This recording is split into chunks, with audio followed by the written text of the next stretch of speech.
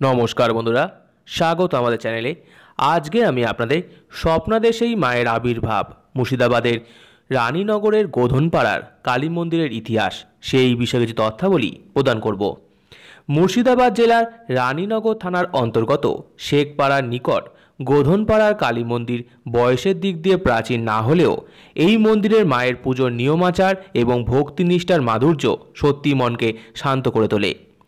1422 বঙ্গাব্দের 22শে পৌষ শ্রী কুশল দাস মহাশয়ের তত্ত্বাবধানে এই কালীমায়ের মন্দির নির্মিত হয়।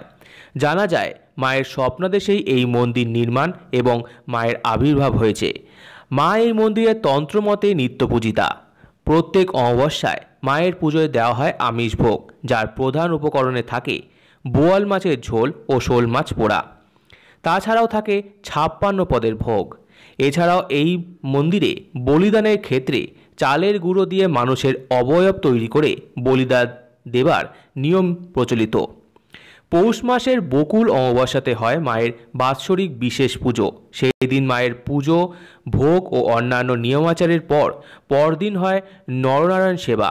এভাবেই গোধনপাড়া কালীমাতার মন্দির নবীনত্বের যুগে থেকেও মায়ের ভক্তিমনে পূজা অর্চনা অপরূপ স্বাক্ষর রেখে চলেছে মুর্শিদাবাদ জেলার মাঝে। তো আমার এই ভিডিওটি ভালো লেগে থাকলে অবশ্যই লাইক করুন, আমাদের চ্যানেলকে সাবস্ক্রাইব করুন, ভিডিও পারবেন শেয়ার করুন, কমেন্ট করুন এবং ধন্যবাদ।